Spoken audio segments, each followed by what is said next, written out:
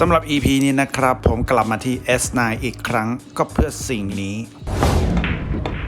จะบ้าเหรออันนี้มันโต๊ะพูเอาไว้เล่นตอนรอผมกลับมาเพื่อสิ่งนี้ต่างหากครับเจ้าสิ่งนี้มันก็คือ Cambo Max Brand Silver Sport ที่มันสามารถที่จะปรับล้อให้ตรงให้แบะได้นะครับแต่แนะนำว่าถ้ากลับบ้านไปอย่าให้เมียรู้เชียวไม่งั้นคุณอาจจะหัวแบะตามล้อนะครับเพื่อเป็นการไม่เสียเวลาเราไปชมเขาติดตั้งกันดีกว่าครับ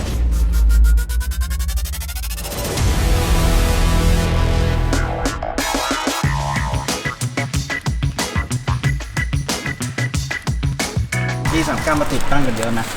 ของพี่ครั้งแรกครับจริงก็เท่ากับว่าเป็นโปรดักต์ใหม่ครับโปรดักต์ใหม่นะใช่เท่ากับว่าเจ้า E39 ของผมคันนี้เนี่ยก็จะเป็นอันแรกในไทยเลยนะในไทยเลยครับผมสีแดงเสียเลยเจ้าจริงสีอะไรก็ช่างเถอะถ้ามันอยู่ตรงใต้อยากจะดูต้มๆขึ้นมาแล้วจะดูเด็ดใช่ครับแดงดำ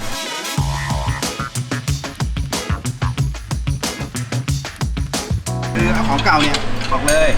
แล้วก็ใส่เจ้าอันใหม่เข้าไปใช่ครับก็คือแทนของเก่านั่นแหละใช่ครับเพียงแต่ว่าของเก่ามันปรับไม่ได้ใช่พี่อันนี้ปรับจะเอียงจะยังไงก็ว่าปรับองศาได้ใช่โอเคอันนี้ผมจะตั้งคร่าวๆให้มันเท่าเดิมเลยพี่แล้วพี่ก็ไปตั้งศูนย์ต้องตั้งศูนย์ก่อนใช่แล้วถึงจะเอียงจะอะไรว่าใช่ถามว่าตั้งที่ผมได้ไหมมันก็ได้แต่ระดับหนึ่งใช่แต่มันไม่ได้มาตรฐานใช่ครับผมอันนี้ผมจะตั้งส่วนมากผมจะตั้งเท่าเดิมไปก่อนครับผมพี่แจ้งที่ร้านได้เลยพี่ร้านตั้งศูนย์เลยพี่อ๋อโอเคใช่ว่าพี่จะเอาศูนย์ลบเท่าไหร่อะไรประมาณนี้ใช่ครับผมแคมโบเนี่ยนอกจากจะปรับตรงนี้ได้แล้วเนี่ยเทียบของเก่านี่ปรับไม่ได้ถูกไหมใช่ครับถูกต้องแต่อันนี้ก็ปรับตรงนี้ได้อีกเหมือนกันปรับได้องศาต่างๆใช่เขาถึงเรียกว่าแคมโบที่ปรับองศาได้ปรับซัมเมอร์จากนั้นก็ให้พวกเขาปูยี่ปูยำรถผมไปก่อนเพราะมันค่อนข้างใช้เวลาพอสมควรและนี่ก็เป็นเวลาแห่งความสุขในการรอที่ S9 นะครับผมเป็นคนชอบตีพูอยู่แล้วนะฮะจึงเป็นการรอที่ไม่น่าเบื่อเลยครับท่านผู้ชม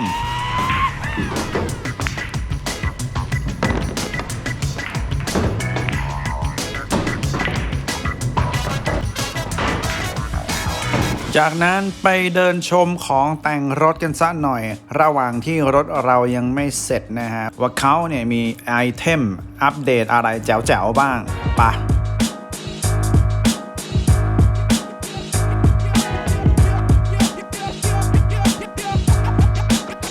มาอัปเดตบอกบรายล่าสุดของ S9 ที่เขามีตอนนี้นะครับ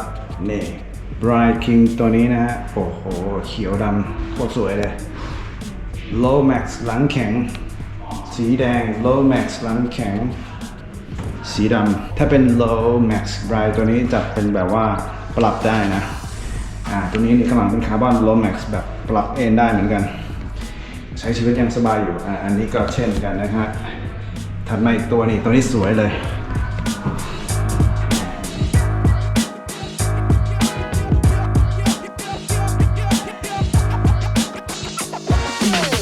ก็เดี๋ยวไปที่ช่างศูนย์ล้อใช่พี่มันปรับได้จะแบะอยากอะไรเนี่ยเขารู้แหละรู้อีกใช่เนาะเพราะว่าถ้าปรับตรงนี้เนี่ยมันไม่มีเครื่องอะไรวัดที่บอกได้ว่ามันใช่มีห่างเนาะใช่สำหรับชุดปรับแคมเบอร์หรือตัวปรับองศาล้อของเจ้า Silver Camber Max เนี่ยนะครับที่มันจะช่วยให้รถของคุณเนี่ยมีประสิทธิภาพในการขับขี่ที่ดีขึ้นลดอาการยางกินด้านในหมดปัญหาหน้ายางสัมผัสพื้นถนนไม่เต็มที่ตั้งศูนย์ล้อได้ง่ายขึ้นกว่าเดิมนะครับเพราะว่ามันจัดมุมองศาล้อได้ตามต้องการนั่นเองวัสดุทนทานแข็งแรงบูทยางเนื้อแน่นกว่าเดิมใส่แล้วเห็นผลทันตานะครับผมลองมาแล้ว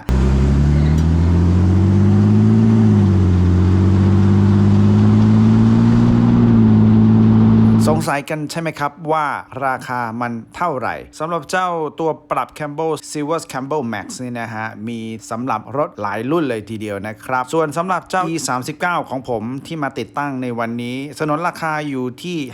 5,900 บาทส่วนรุ่นอื่นๆนี่ก็จะแตกต่างกันไปนะครับมีตั้งแต่ราคา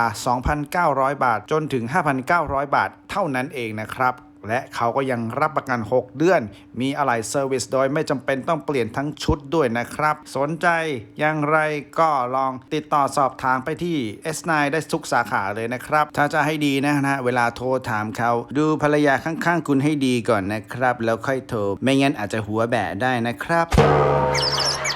นี่เธอไอ้ดำๆแดงๆใต้รถเนี่ยมันคืออะไรเหรอ เอาเฮ้ยรถเตี้ยขนาดนี้มันยังมองเห็นอีก โอ้แม่เจ้าภรรยาตาดีจริงๆ เย้